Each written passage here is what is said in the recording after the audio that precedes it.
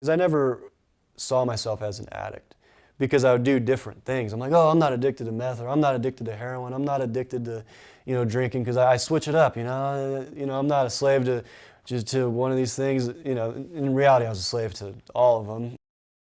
I started using marijuana before I began drinking.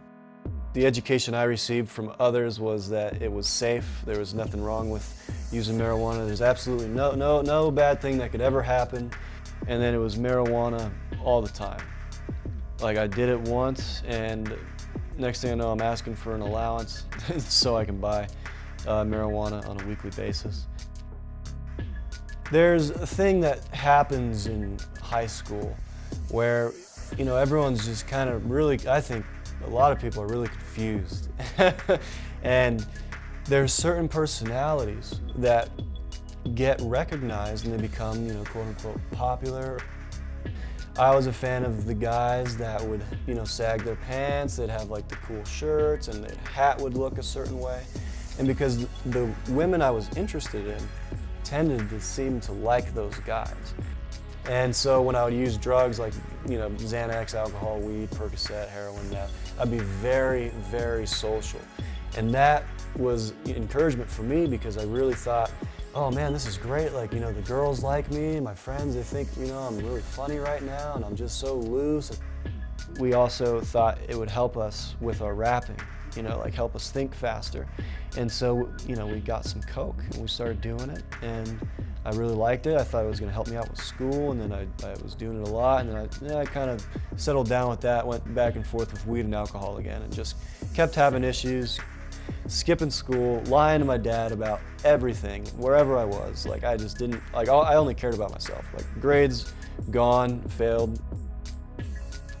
You get on social media, and one thing about these people is they're really good at taking pictures of themselves looking cool, and so you see that, and then they get a bunch of likes, they get a bunch of comments, like, oh, those shoes are cool.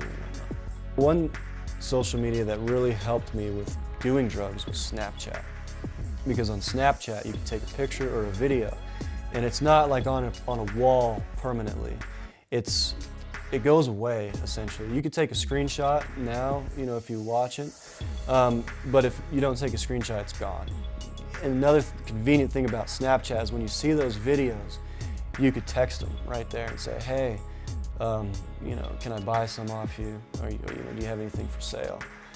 So you would see these people, and they'd be smoking weed on Snapchat. They'd be like, they'd have like a table with a bunch of cocaine lines on it, and there'd be a bunch of like really attractive women with them, and that looked attractive to me. I was still really saturating myself with the music that I'd be listening to, with those influences. I still thought that those people were kind of cool, and I kind of thought, okay, maybe I could get control of this substance abuse. As I progressed down this road of just using all kinds of different drugs, and I mean, it was, LSD, mushrooms. I ended up getting into some serious trouble. I stole a car, and I stole money from people, and I stole money from a really good friend of mine, and I didn't care. I ended up going to jail eventually. I was with my daughter's mother, and it was her birthday, and we got pulled over. She was drinking and driving, I was drunk, trying to navigate her. We got pulled over, and they found out I had a bench warrant for my arrest. And on top of that, I had like 5 grams of cocaine and a firearm on me. It's not really a good combination. And so I spent 6 months in jail, and I ended up relapsing on Xanax in jail. I was afraid to get help.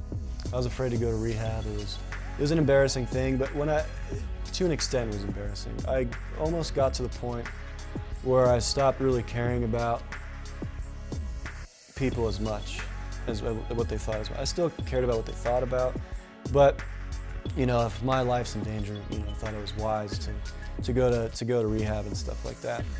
I'm sure my parents, I don't know how they didn't just completely disown me. They were very gracious and patient with me. I mean, they disciplined me, they kicked me out of the house, but reflecting on it, yeah, I couldn't imagine being a father now, how that would affect me if my child was doing that, because there's so many possible things that can happen. You could get involved with murdering someone, you know, you could get involved being murdered yourself, you can overdose, you can get in a car accident.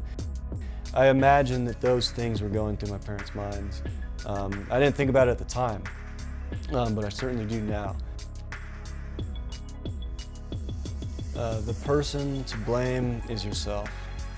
That is what I would want them to know. I think the most important thing to do is to really reflect on yourself and ask yourself, why am I desiring these things?